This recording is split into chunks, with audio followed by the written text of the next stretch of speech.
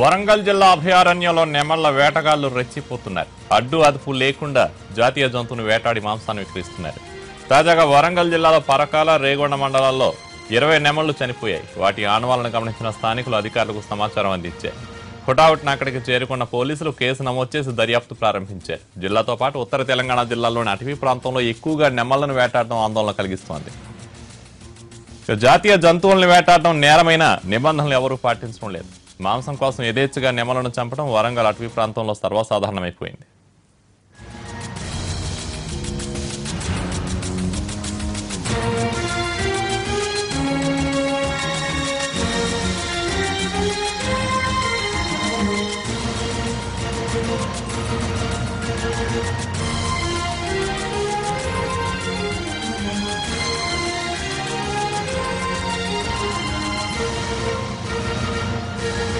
వరంగల్ జిల్లా అభయారణ్యంలో నెమళ్ల వేటగాళ్లు రెచ్చిపోతున్నారు. అడ్డు అదుపు లేకుండా జాతీయ జంతువును వేటాడి మాంసాన్ని విక్రయిస్తున్నారు. తాజాగా వరంగల్ జిల్లాలో పరకాల, రేగొండ మండలాల్లో 20 నెమళ్లు చనిపోయాయి. వాటి ఆనవాళ్లను గమనించిన స్థానికులు అధికారులకు సమాచారం అందించారు.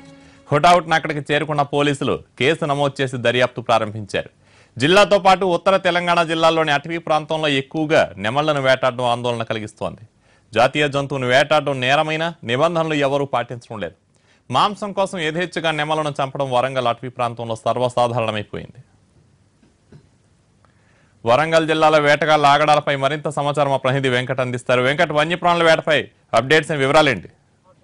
కళ్యాణ్, వన్యప్రాణుల వేట గత కొద్ది కాలంగా ప్రాసంగా కొనసాగుతుంది. వరంగల్ జిల్లా ఏటునాగరం, ములుగు అభయారణ్య ప్రాంతం కావడంతో అందరి కాన్సన్ట్రేషన్ అంతా కూడా అభయారణ్యం పైన ఉంటుంది. అయితే జాతీయ పక్షులు నెమళ్లు మైదాన ప్రాంతాల్లోకి, పంట పొలాల్లోకి వచ్చి కొంత తినుబండాలు తినే క్రమంలో వేటగాళ్లు ఒక వ్యూహాత్మకంగా వచ్చి వల్లపాన్ని పట్టుకుంటున్నారు. మరికొందరు ఏవైతే తాగునీటి వనరులు ఉన్నాయో, లేకుంటే తినుబండాలు ఏవైతే అక్కడ వాటిలో విషం కలుపుతున్నారు. విషం కలిపి నెమ్మలను వధించే కార్యక్రమానికి శ్రీకారం చుట్టారు.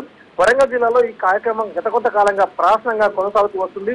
మొన్న చర్యలలో, ఆ తర్వాత పరకాలలో, ఇటీవల శేషంగనపూర్లో ఇలాంటి కార్యక్రమాలు ప్రాసంగా కొనసాగుతున్నాయి. పరకాలలో మొన్నటికి ఉన్న 10 నెమ్మలను వధిస్తే ఏరియాలలో ఏకంగా 17 నెమ్మలను వధించారు. ఆ తర్వాత గణపూర్లో 6 నెమ్మలను వధించారు. పచ్చిక బయళ్ళు, పంట పొలాలు ఏవైతే మైదాన ప్రాంతాలుగా ఉంటున్నాయో, మైదాన ప్రాంతాలుగా ఉన్న ఆ ప్రాంతాల్లో విషయాన్ని కలుపుతున్నారు. విషయాన్ని కలిపి నెమ్మలను వధించి ఆ మాంసాన్ని ఇతర ప్రాంతాలకు, అంటే హోటళ్ళకి, తర్వాత మిగిలిన దాబాలకి తరలించే ప్రయత్నం చేస్తున్నారు. Kalyan, thank you Venkat.